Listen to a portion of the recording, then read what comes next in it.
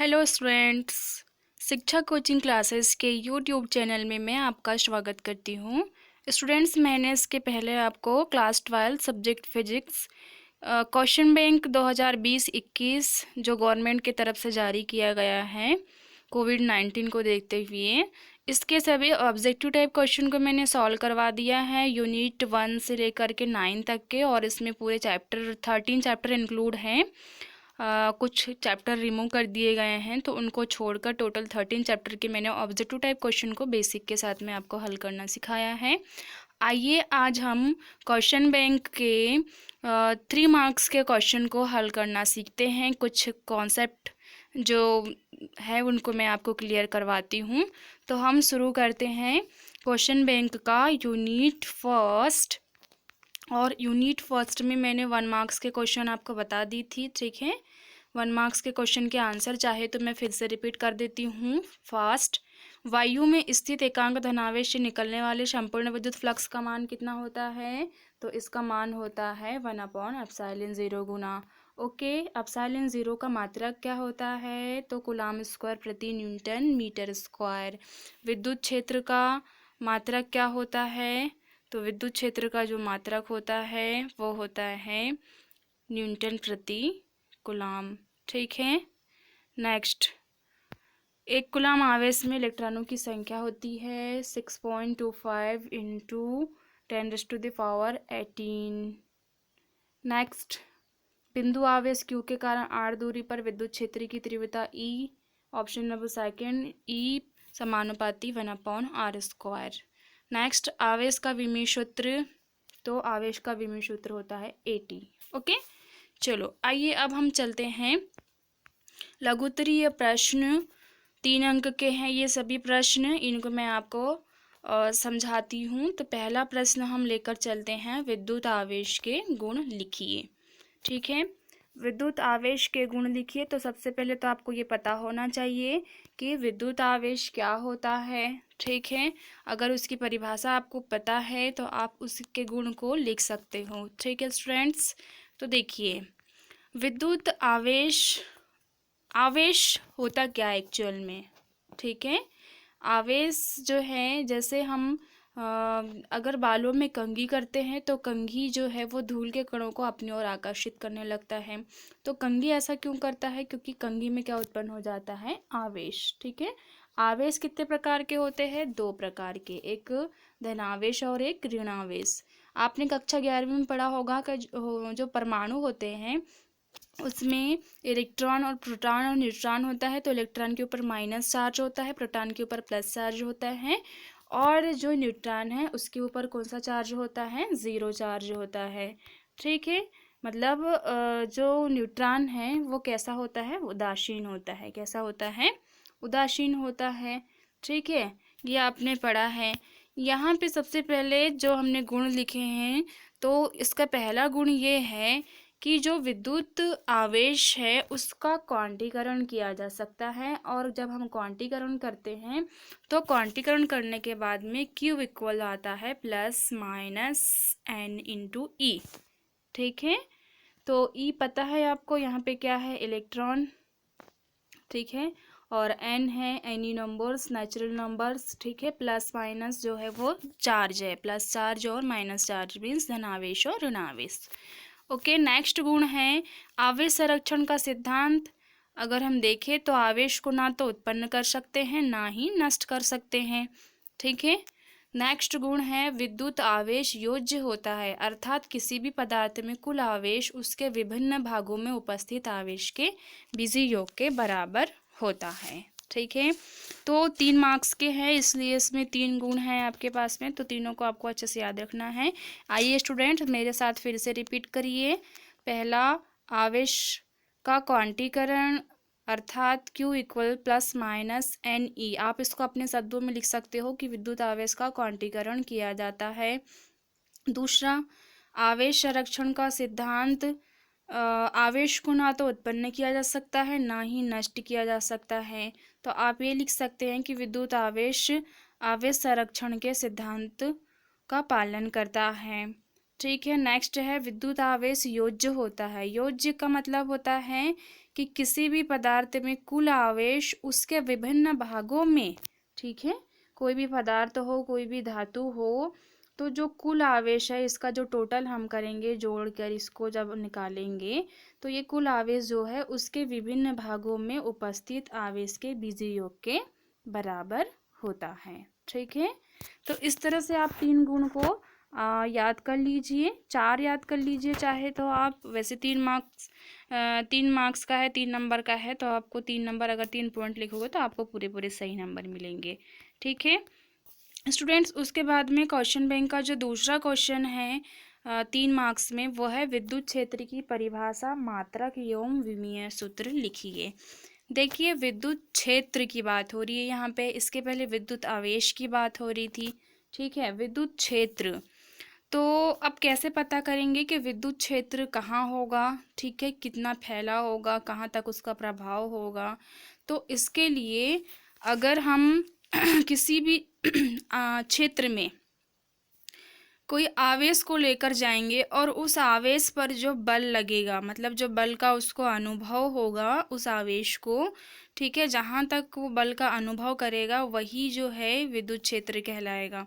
तो अब इसकी परिभाषा देखिए, आपको बुक की भाषा में कैसे लिखना है। किसी विद्युत आवेश के चारों ओर का वह क्षेत्र जहाँ तक वह अन्य आवेश पर स्थिर विद्युत बल लगा सकता है, उस आवेश का विद्युत क्षेत्र कहलाता है। ठीक है, फिर से रिपीट कर लेती हूँ मैं। किसी विद्युत आवेश के चारों ओर का वह क्षेत्र जहाँ तक वह अन्य आवेश पर स्थिर विद्युत बल लगा सकता है, उस आवेश का विद्युत क्षेत्र कहलाता है। ठीक है, और एक सरल शब्दों में आप दूसरी परिभाषा भी याद कर सकते हो कि किसी विद्युत आवेश के चारों ओर का वह क्षेत्र जहाँ तक उसे बल का अनुभव होता है, उसे ही हम विद्युत क्षेत्र कहते हैं। ठीक है, नेक्स्ट क्वेश्चन है 3 मार्क्स में, उसी क्वेश्चन का जो सेकंड पार्ट है, विद्युत क्षेत्र की तीव्रता। ठीक है, देखिए, विद्युत क्षेत्र की तीव्रता, विद्युत क्षेत्र की तीव्रता में परिभाषा है, विद्युत क्षेत्र के किसी बिंदु पर स्थित एकांक धनावेश। देखिए, यहाँ पे एकांक धनावेश की बात हो रही है स्पेशल। एकांक धनावेश जितने बल का अनुभव करता है उसे उस बिंदु पर विद्युत क्षेत्र की तीव्रता कहते हैं। ठीक है, देखिए, विद्युत क्षेत्र की तीव्रता में एकांक धनावेश को किसी भी विद्युत क्षेत्र में रखेंगे हम, किसी भी बिंदु में। ठीक है, मान लो एक आप इमेजिन करो, कल्पना करो कि हमने यहाँ पे विद्युत क्षेत्र में किसी बिंदु पर हमने किसको रख दिया, एकांक धनावेश को। अब ये अपने ऊपर जितने बल का अनुभव करेगा, ठीक है, मतलब जितनी तीव्रता, जितने बल का अनुभव करेगा उतनी ही इसकी तीव्रता होगी। ठीक है, तो इसी को हम क्या बोलेंगे, विद्युत क्षेत्र की तीव्रता। और इसका सूत्र क्या होता है, तो विद्युत क्षेत्र की तीव्रता को हम जनरली ई से रिप्रेजेंट करते हैं। ठीक है, तो vector E equal vector F upon Q zero, where F equal force and Q zero Q naught, Q zero Q naught भी पढ़ते हैं इसको, क्यू नॉट, तो क्यू नॉट इज़ ये है परीक्षण आवेश। ठीक है, इसको क्यू नॉट को हम क्या बोलते हैं, परीक्षण आवेश, और एफ क्या है, यहाँ पे बल है। तो आपको अच्छे से ध्यान रखना है, विद्युत क्षेत्र की तीव्रता का अगर परिभाषा पूछे तो सबसे पहले आपके दिमाग में उसका सूत्र आना चाहिए। उसका सूत्र क्या आना चाहिए, vector E equal vector F upon Q zero. देखिए, अब इसकी मदद से हम इसका मात्रक निकालते हैं। ठीक है, तो बल का मात्रक क्या होता है, ऐसा ही मात्रक आपको पता ही है, न्यूटन होता है। ठीक है, और क्यू जीरो मतलब कि आवेश, आवेश का मात्रक क्या होता है, कूलाम। बीच में क्या है, यहाँ पे अपॉन है, तो इसमें अपॉन को प्रति पढ़ते हैं, तो इसका मात्रक क्या हो जाएगा, न्यूटन प्रति कूलाम। ठीक है, ऐसा ही मात्रक क्या हो जाएगा इसका, न्यूटन प्रति कूलाम। अब हम विमीय सूत्र निकालते हैं। देखिए, विमीय सूत्र निकालने के लिए बल का विमीय सूत्र चाहिए और आवेश का विमीय सूत्र चाहिए। ठीक है, तो आपको ध्यान रखना पड़ेगा कि बल का विमीय सूत्र क्या होता है, आवेश का क्या होता है। तो बल का विमीय सूत्र क्या होता है, जो बल का विमीय सूत्र होता है वो mLT-2 होता है। ओके, और आवेश का विमीय सूत्र तो आपको पता ही है क्या होता है, AT होता है। हमने कुछ देर पहले अभी ऑब्जेक्टिव टाइप क्वेश्चन में पढ़े थे AT। ठीक है, देखिए, जब ये T ऊपर जाएगा तो आपको पता है टी ऊपर जाने के बाद में क्या हो जाएगा, इन्वर्स हो जाएगा। ठीक है, तो इन्वर्स होने के बाद में ये -1 और -2 दोनों ऐड होके -3 बन जाएंगे। ए भी ऊपर जाने के बाद में इसके ऊपर इन्वर्स मतलब -1 की पावर लग जाएगी, क्योंकि जब भी कोई संख्या नीचे होती है तो ऊपर जाने के बाद में उसकी जो पावर है वो अगर ऋणात्मक हो तो धनात्मक होती है, धनात्मक हो तो ऋणात्मक हो जाती है। ओके, तो इस तरह से अगर हम देखेंगे तो विमीय सूत्र इसका हो जाएगा MLT-3 A 1। ओके स्टूडेंट्स, तो भाई आपको मैं बार बार ये बात बोलती हूँ कि किसी भी भौतिक राशि का विमीय सूत्र या मात्रक निकालने के लिए आप उसका पारिभाषिक सूत्र याद कर लीजिए। मीन्स ये आपको अगर याद है तो आप आसानी से उसका विमीय सूत्र और मात्रक निकाल सकते हो, आपको रटने की ज़रूरत नहीं पड़ेगी। हाँ, आप जैसे कुछ जैसे बल का विमीय सूत्र रट लीजिए, याद कर लीजिए। ठीक है, आवेश का विमीय सूत्र याद कर लीजिए, छोटे छोटे भौतिक राशियों के विमीय सूत्र याद कर लीजिए, तो आप बड़े भौतिक राशियों के विमीय सूत्र आसानी से निकाल सकते हैं। तो अब आइए हम चलते हैं नेक्स्ट क्वेश्चन की ओर। नेक्स्ट क्वेश्चन है विद्युत फ्लक्स की परिभाषा दीजिए। ठीक है, देखिए विद्युत फ्लक्स थोड़ा मतलब नाम ऐसा लग रहा है कि नया है, सॉरी स्टूडेंट मुझे थोड़ी खांसी आ गई थी। विद्युत फ्लक्स यहाँ पे जो विद्युत बल रेखाएं होती हैं, मैं थोड़ा अपने शब्दों में समझा देती हूँ पहले। किसी भी विद्युत क्षेत्र में, ठीक है, किसी भी विद्युत क्षेत्र में क्या उत्पन्न होगा भाई, विद्युत बल रेखाएं उत्पन्न होगी। सिंपल सी बात है, विद्युत क्षेत्र है तो विद्युत बल रेखाएं भी होगी। तो इन विद्युत बल रेखाओं को अगर हम एक साथ जोड़ दें, ठीक है, विद्युत बल रेखाओं को अगर हम एक साथ जोड़ दें तो एक साथ जोड़ने पे जो हमको टोटल प्राप्त होता है, तो उसी टोटल को हम एक अपने शब्दों में एक नाम दे देते हैं। क्या नाम देते हैं उसको, विद्युत फ्लक्स। ठीक है, तो यहाँ पर आपको ध्यान रखना है, अपने शब्दों में लिखना है तो किसी विद्युत क्षेत्र में स्थित कुल बल रेखाओं की संख्या को विद्युत फ्लक्स कहते हैं, सिंपल शब्दों में। ठीक है, पर अब थोड़ी सी हमको बुक की भाषा में भी लिखनी पड़ेगी जब भी आपको मार्क्स मिलेंगे एग्जाम में। तो यहाँ पर देखिए विद्युत फ्लक्स किसे कहते हैं, विद्युत क्षेत्र में स्थित किसी पृष्ठ से अभिलंबवत, कैसा, अभिलंबवत। अभिलंबवत मतलब पृष्ठ के साथ में कितने अंश कोण बना रहा होगा, वो 90 डिग्री का, इसलिए अभिलंबवत शब्द यहाँ पे यूज किया गया है। किसी पृष्ठ से अभिलंबवत गुजरने वाली कुल क्षेत्र रेखाओं की संख्या को उस पृष्ठ से गुजरने वाला वैद्युत फ्लक्स कहते हैं। ठीक है, देखिए ये चित्र आपके सामने है। चित्र में एक पृष्ठ बनाया गया है रेड कलर के पेन से, और इसमें ब्लैक कलर के पेन से ये जो एरो का चिन्ह है ये समझो बल रेखाएं हैं। ठीक है, वैसे ये 3D आकृति पर 2D में आप समझिए कि ये एक पृष्ठ है और पृष्ठ से ये बल रेखा इस तरह से अभिलंबवत गुजर रही है। ठीक है, तो इन सब को अगर हमने जोड़ दिए, टोटल कर दिए, तो ये टोटल को ही हम क्या बोल देते हैं, विद्युत फ्लक्स। ओके, तो विद्युत फ्लक्स कैसी राशि है, विद्युत फ्लक्स एक अदिश राशि है। जनरली ऑब्जेक्टिव टाइप क्वेश्चन में ऐसे प्रश्न पूछ लेता है, तो ध्यान रखना है आपको, विद्युत फ्लक्स, ठीक है, ये भी अदिश राशि है। विद्युत धारा भी अदिश राशि है। जैसे अब यहाँ पर हमने परिभाषा देख ली है, तो ठीक है, इसका सूत्र भी देख लेते हैं। मान लो विद्युत क्षेत्र में कोई बिंदु है, विद्युत क्षेत्र ई में उसके लंबवत रखे गए पृष्ठ का क्षेत्रफल अगर ds हो, तो उस पृष्ठ से गुजरने वाला जो वैद्युत फ्लक्स है वो क्या होगा। ठीक है, वैसे वैद्युत फ्लक्स को फाई से दर्शाते हैं, फाई ई से। किससे दर्शाते हैं, फाई ई से। यहाँ पे del phi E equal E into D S लिखा गया है। ठीक है, del phi E equal E into D S, तो ये है वैद्युत फ्लक्स। ई है विद्युत क्षेत्र की तीव्रता, कुछ देर पहले हमने देखे थे। ठीक है, और और जो डेल एस है वो है पृष्ठ का क्षेत्रफल। ठीक है, देखिए मैं इस चित्र में आपको वापस लेकर चलती हूँ। देखिए चित्र आपके सामने है। ठीक है, इसमें जो डेल एस है वो है पृष्ठ का क्षेत्रफल, और ई क्या है, विद्युत क्षेत्र की तीव्रता। तो अगर हम विद्युत फ्लक्स की परिभाषा के आधार पर उसका सूत्र बनाएं, तो उसका सूत्र आपको याद रखना है कि डेल फाई ई या फाई ई इक्वल क्या होता है, ई इंटू डी एस। ओके, अब यहाँ पे अगर इसका विमीय सूत्र पूछ लेता या मात्रक पूछ लेता तो भाई ई का मात्रक अभी हमने कुछ देर पहले निकाले थे, ठीक है। और इसमें अगर हम एस मतलब क्षेत्रफल के मात्रक का अगर हम गुणा कर देंगे तो किसका मात्रक निकल के आ जाएगा, विद्युत फ्लक्स का, ठीक है। तो इस तरह से न्यूटन प्रति कूलाम इसका मात्रक था, ठीक है, विद्युत क्षेत्र का न्यूटन प्रति कूलाम या न्यूटन अपॉन कूलाम। अब क्षेत्रफल का क्या होता है, मीटर स्क्वायर। तो किस फिर इसका जो मात्रक है एसआई मात्रक क्या हो जाएगा, Newton into coulomb, sorry Newton प्रति कूलाम इंटू मीटर स्क्वायर।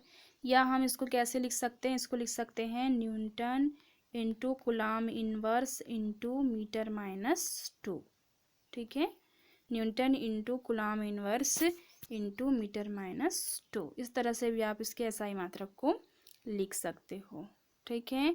चलो अब हम नेक्स्ट क्वेश्चन की ओर चलते हैं स्टूडेंट्स। वैसे ये चित्र पहले इसलिए मतलब बना दिए हैं ताकि नेक्स्ट क्वेश्चन आप इससे समझ सको।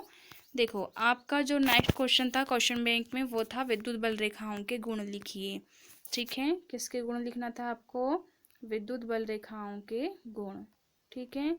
देखिए विद्युत बल रेखाएं, अभी हमने कुछ देर पहले क्या पढ़े थे, विद्युत फ्लक्स। विद्युत क्षेत्र में जो जितनी भी क्षेत्र रेखाएं होती हैं उनको जोड़ देते हैं तो विद्युत फ्लक्स कहलाता है। अब यहाँ पे ये विद्युत बल रेखाएं मतलब कुल मिला के ये भी एक प्रकार से क्षेत्र रेखाएं बोल सकते हैं दूसरे शब्दों में हम इनको। तो विद्युत बल रेखाएं और रेखाओं के गुण अगर आपको याद करना है स्टूडेंट्स तो आप अपने दिमाग में सबसे पहले तो उसका चित्र याद रखिए। देखिए पहला गुण तो वैसे चित्र को देख के हम लिख सकते हैं कि जो विद्युत बल रेखाएं हैं वो धनावेश से निकल कर कहाँ जाती है, ऋणावेश की ओर। क्योंकि एरो का चिन्ह आप देख सकते हो, एरो के चिन्ह से आपको पता चल जाएगा कि जो विद्युत बल रेखाएं वो धनावेश से निकल कर कहाँ जा रही है, ऋणावेश की ओर जा रही है, ठीक है।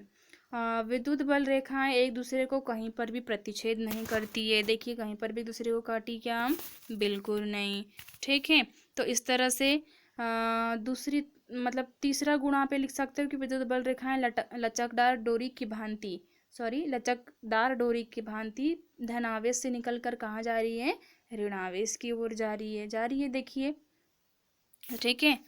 तो बाहर की ओर जो निकलने वाली रेखाएं हैं वो धनावेशित दिख रही है और अंदर की ओर जाने वाली रेखाएं कैसी दिख रही है आपको, ऋणावेशित। तो इस तरह से हम एक और गुण जोड़ सकते हैं इसमें कि बाहर की ओर निकलने वाली बल रेखाएं धनात्मक होती है तथा अंदर की ओर आने वाली बल रेखाएं कैसी होती है, ऋणात्मक होती है। तो 3 मार्क्स में तो आप चित्र को देखकर ही 3 गुण इसमें लिख सकते हो, काफ़ी इजी है ये।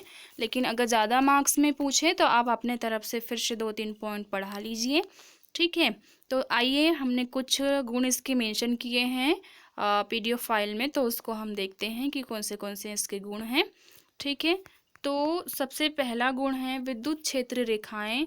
देखिए यहाँ पे क्षेत्र रेखाएं शब्द यूज़ किया है भाई, मैंने अभी कुछ देर पहले बोली थी कि बल रेखाएं बोलो, विद्युत बल रेखाएं बोलो या विद्युत क्षेत्र रेखाएं बोलो, बात तो एक ही है।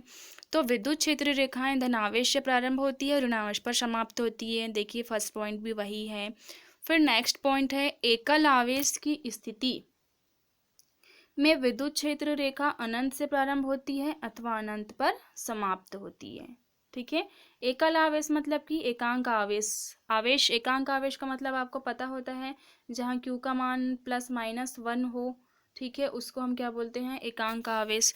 तो एकांक आवेश की स्थिति में जो विद्युत क्षेत्र रेखा है वो अनंत से प्रारंभ होती है और अनंत पर ही समाप्त होती है। ओके, तो ये आप पॉइंट जोड़ सकते हो स्टूडेंट्स। नेक्स्ट है विद्युत क्षेत्र रेखा के किसी बिंदु पर खींची गई स्पर्श रेखा। देखिए इसको आप अच्छे से ध्यान रखिए, इससे क्वेश्चन भी बन जाता है कभी कभी।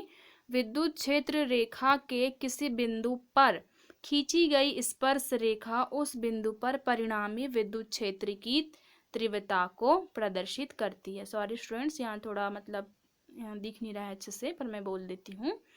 विद्युत क्षेत्र रेखा के किसी बिंदु पर खींची गई स्पर्श रेखा उस बिंदु पर परिणामी विद्युत क्षेत्र की तीव्रता को प्रदर्शित करती है। ठीक है, सॉरी, इसमें विद्युत क्षेत्र की तीव्रता नहीं है, विद्युत क्षेत्र की दिशा है, वेरी सॉरी, विद्युत क्षेत्र की दिशा को प्रदर्शित करती है। नेक्स्ट क्वेश्चन है, सॉरी इसी का, ओ सॉरी, थोड़ा आगे पीछे हो गया है ये पीडीएफ फाइल।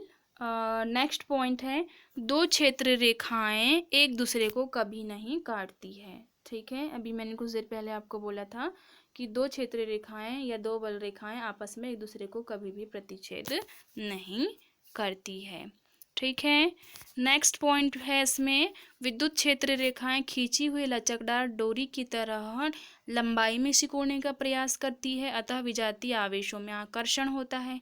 आपको ये बात पता ही है, पृथ्वी में विजातीय आवेश या विपरीत गुण वाले जो भी मतलब चीज़ें होती है उनमें आकर्षण होता है। जैसे आपको पता ही है कि चुंबक का जो एन ध्रुव एस ध्रुव है, इन दोनों में आकर्षण होता है, लेकिन अगर एन को पास में लाएंगे तो इनमें क्या होता है, विकर्षण होता है। एस को पास में लाएंगे तो इनमें भी क्या होता है, विकर्षण या प्रतिकर्षण होता है। वैसे ही आवेशों में है कि जो सजातीय आवेश है वो एक दूसरे को प्रतिकर्षित करते हैं, लेकिन विजातीय आवेश क्या करते हैं, एक दूसरे को आकर्षित करते हैं। विद्युत क्षेत्र रेखाएं चालक के पृष्ठ के अभिलंबवत होती है, चित्र में आपने देख लिया है। विद्युत क्षेत्र रेखाएं चालक के अंदर से होकर नहीं गुजरती है, अतः चालक के अंदर विद्युत क्षेत्र शून्य होता है। वेरी वेरी इंपॉर्टेंट पॉइंट, एक नंबर में कुछ भी क्वेश्चन यहाँ से बन सकता है कि इसमें क्या कहा गया है, ध्यान से पढ़िए कि विद्युत क्षेत्र रेखाएं चालक के अंदर से होकर नहीं गुजरती है। ओके, चालक के अंदर विद्युत क्षेत्र शून्य होता है। भाई ये शायद क्वेश्चन पूछा भी गया है मेरे ख्याल से कोई ना कोई एग्जाम में। अंदर की ओर चालक के अंदर जो है वो नहीं जाते विद्युत क्षेत्र रेखा या विद्युत बल रेखा है, वो कहाँ होती है, चालक के बाहर। ओके, तो ये 7 पॉइंट यहाँ पे मेंशन किए गए हैं। ठीक है, तो आप इनमें से भाई जो भी आपको सरल लगे या पूरे याद कर लीजिए, क्योंकि एग्ज़ाम में क्या होता है कि याद नहीं आते कभी पॉइंट, तो अगर पूरे याद रहेंगे तो ज़्यादा अच्छा रहेगा। ठीक है स्टूडेंट्स, देखिए स्टूडेंट्स, इसके बाद में जो आपका 3 मार्क्स का जो क्वेश्चन है वो है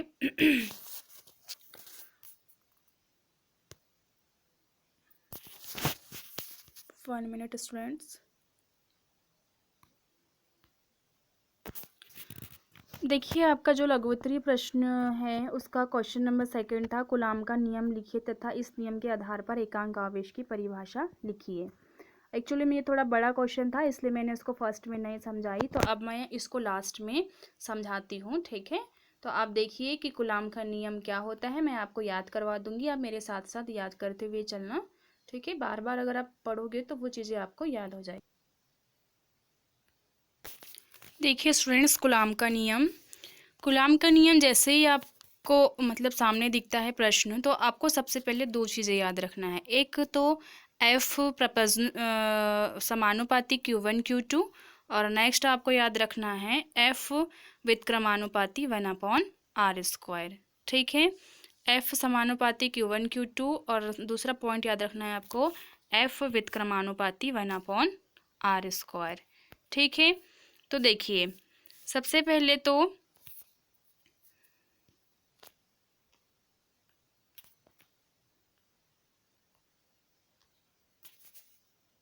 स्टूडेंट, सबसे पहले तो आपको पहला पॉइंट देखकर परिभाषा कैसे बोलना है। देखिए यहाँ पे हरे कलर में मैंने Q1 Q2 लिखा है, ये क्या है, ये है वैद्युत द्विध्रुव। कूलाम भौतिक शास्त्री थे, इनका पूरा नाम था चार्ल्स ऑगस्टिन कूलाम, और ये फ्रांस के रहने वाले थे, फ्रांसीसी भौतिक शास्त्री थे।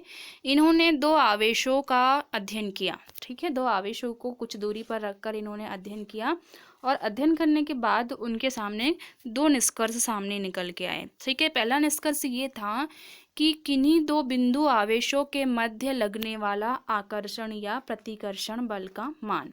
ठीक है, कुछ निश्चित दूरी पर रखे हुए या 2 बिंदु आवेशों के मध्य लगने वाला आकर्षण या प्रतिकर्षण बल का मान उन दोनों बिंदु आवेशों के गुणनफल के कैसा होता है, समानुपाती होता है। ठीक है, उन दोनों बिंदु आवेशों के गुणनफल के कैसे होता है, समानुपाती होता है तथा उनकी बीच की दूरी के किसके उनकी बीच के दूरी के वर्ग के व्युत्क्रमानुपाती होता है। ऐसा किसने कहा था? कुलाम ने कहा था। ठीक है, तो फिर जैसे ही हम इनके दोनों निष्कर्ष को अगर हम मिलाते हैं तो हमारे पास में एक सम्मिलित रूप से निष्कर्ष निकल के आता है F समानुपाती Q1 Q2 upon R square. ठीक है, F समानुपाती Q1 Q2 upon R square. और जैसे ही हम यहाँ से समानुपाती चिन्ह हटाएंगे, यहाँ पे क्या लग जाएगा? एक नियतांक लग जाएगा। ठीक है, क्या लग जाएगा? यहाँ पे एक नियतांक लग जाएगा। ठीक है, नियतांक क्या होगा? के होगा। जनरली नियतांक के ही यूज़ किया जाता है। ठीक है, तो इस के का जो मान है वो होता है 1/4 पाई एप्सिलॉन 0। ये बात मैंने आपको पहले भी बताई थी कि के का मान क्या होता है? 1/4 पाई एप्सिलॉन 0। ठीक है, जो नियतांक है उसका मान क्या होता है? 1/4 पाई एप्सिलॉन 0। तो इस तरह से देखा जाए तो हमारे पास में निष्कर्ष निकल के आता है F इक्वल के into Q1 Q2 upon R square and के की वैल्यू होती है 1/4 pi epsilon 0 into Q1 Q2 upon R square. ठीक है, जो 1/4 पाई एप्सिलॉन 0 है इसका जो मान है वो 9 इंटू 10⁻⁹ भी होता है SI पद्धति में। ठीक है, के का मान क्या होता है? SI पद्धति में के का मान जो होता है वो 9 इंटू 10⁻⁹ होता है। ठीक है, तो आइए अब हम इसकी सहायता से एकांक आवेश की परिभाषा को परिभाषित करते हैं। ठीक है स्टूडेंट्स, तो सबसे पहले तो आपको यहाँ पे देखना है कुलाम का नियम अंतिम में निष्कर्ष क्या निकल के आया। ठीक है, निष्कर्ष ये निकल के आया कि F इक्वल क्या होता है? के into Q1 Q2 upon R square. ठीक है, अब हमको एकांक आवेश को परिभाषित करना है। इसी सूत्र से एकांक आवेश की परिभाषा मिलेगी। ठीक है, तो एकांक आवेश जिसको हम इंग्लिश में यूनिट चार्ज कहते हैं, क्या कहते हैं हम इसको? Unit charge. और इकाई आवेश भी कहते हैं। स्टूडेंट्स ध्यान रखना, कभी कभी इकाई आवेश की परिभाषा लिखिए, ये भी पूछ लेता है। तो इस फॉर्मूले में अगर हम बल मतलब फोर्स कितना रखे? 9 इंटू 10⁻⁹ रखे, है ना। के की वैल्यू भी कितनी रखे हम? 9 इंटू 10⁻⁹ रखे। और जो आर की वैल्यू है अगर हम 1 रख दें, ठीक है, मतलब इस फॉर्मूले में आपको एफ की वैल्यू 9 इंटू 10⁻⁹ रखना है, आर की वैल्यू 1 रखना है और के की जो वैल्यू है वो भी रखना है 9 इंटू 10⁻⁹। तो और Q1 Q2 के बराबर आपको एक आवेश लेना है Q। तो देखिए, जब आप इस फॉर्मूले में वैल्यू पुट करोगे, ठीक है, तो इस फॉर्मूले में वैल्यू पुट करने के बाद में कुछ इस तरह से इसका सॉल्यूशन आएगा। F की वैल्यू कितनी है? 9 इंटू 10⁻⁹। ठीक है, K की वैल्यू कितनी है? K की वैल्यू भी कितनी है? 9 इंटू 10⁻⁹। और स्टूडेंट मैं इसको थोड़ा इधर समझा देती हूँ फिर से। ठीक है, F की वैल्यू कितनी लिए थे हमने? 9 इंटू 10⁻⁹ न्यूटन, बल है इसलिए न्यूटन लगा लेते हैं यहाँ पे। फिर K की वैल्यू भी कितनी लिए थे हमने? 9 इंटू 10⁻⁹, नियतांक है ये। और जो Q1 Q2 है उसके बराबर हमने एक आवेश मान के चले थे Q। और जो R की वैल्यू है वो हमने 1 क्या? मीटर, क्योंकि दूरी है तो इसलिए मीटर में। वैसे यहाँ पे इकाई लेना ज़रूरी नहीं है, ठीक है, लेकिन मैंने बता दी आपको। तो अब यहाँ पे देखिए, जब हम Q की वैल्यू यहाँ से निकालेंगे तो आपको पता है ये दोनों कट हो जाएंगे। ठीक है, तो कट होने के बाद में यहाँ पे क्या बचेगा? 1 बचेगा। ठीक है, तो Q इक्वल क्या लिख सकते हैं यहाँ पर? +-1। अब देखिए Q का मान यहाँ पे +-1 आया। कैसे आया? जब हमने K की वैल्यू इतनी रखे, F की वैल्यू इतनी रखे, Q1 Q2 के बराबर Q रखे। तो अब इसकी परिभाषा कैसे देंगे? देखिए परिभाषा, ठीक है, एक कुलाम आवेश वह आवेश होता है, ठीक है, जो उसी प्रकार के समान आवेश पर वायु या निर्वात में 1 मीटर की दूरी पर रखने से उस पर 9 × 10⁹ न्यूटन का बल आरोपित करें। ठीक है, +-1 मतलब एकांक आवेश।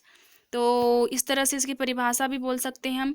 एकांक आवेश वह आवेश होता है, ठीक है, जो उसी प्रकार के समान आवेश पर, ठीक है, एकांक आवेश वह आवेश होता है जो उसी प्रकार के समान आवेश पर 1 मीटर की दूरी पर, किस पर, 1 मीटर की दूरी पर रखने पर उस पर 9 × 10⁹ न्यूटन बल आरोपित करे।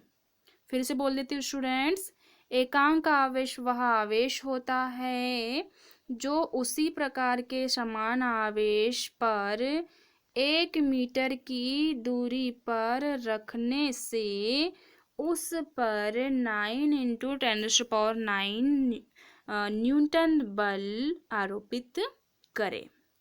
चित्र से समझ लेते हैं इसको। मान लेते हैं कि ये देखो, ये आवेश है, ठीक है, यहाँ पे Q है, यहाँ पे भी Q है। मान लो देखो दोनों समान हैं, ठीक है, चाहे वो आकर्षण करे या प्रतिकर्षण करे। अगर दोनों माइनस माइनस होंगे तो भी एक दूसरे को प्रतिकर्षित करेंगे, प्लस प्लस होंगे तो प्रतिकर्षित करेंगे, और एक प्लस और एक माइनस होगा तो क्या करेंगे, आकर्षित करेंगे। ठीक है, तो अगर ये दोनों में मतलब इन दोनों में समान हो तो प्रतिकर्षण और असमान हो तो आकर्षण होगा। तो मैंने आपको नियम में पढ़ के भी बताया कि आकर्षण या प्रतिकर्षण दोनों हो सकता है। तो मान लो ये दोनों कितनी मीटर की दूरी पर रखे हैं, क्यू, ये दोनों 1 मीटर की दूरी पर रखे हुए हैं, और मान लो इनमें से कोई एक इसके ऊपर कितने का बल लगा रहा है, वो लगा रहा है 9 × 10⁹ न्यूटन का बल अगर लगा रहा है, ठीक है, तो उसको हम क्या बोलेंगे, एकांक आवेश बोलेंगे। ओके स्टूडेंट्स, तो इस तरह से आपका जो यूनिट फर्स्ट है क्लास 12th फिजिक्स का 3 मार्क्स के क्वेश्चन आपके कंप्लीट होते हैं। तो मैं नेक्स्ट वीडियो में आपको नेक्स्ट यूनिट के 3 मार्क्स के क्वेश्चन सॉल्व करवाऊंगी। तब तक के लिए स्टूडेंट्स मैं आपसे विदा लेती हूँ। आशा करती हूँ कि आप स्वस्थ रहे, सकुशल रहे और अपने स्वास्थ्य का विशेष ध्यान रखें। Bye bye.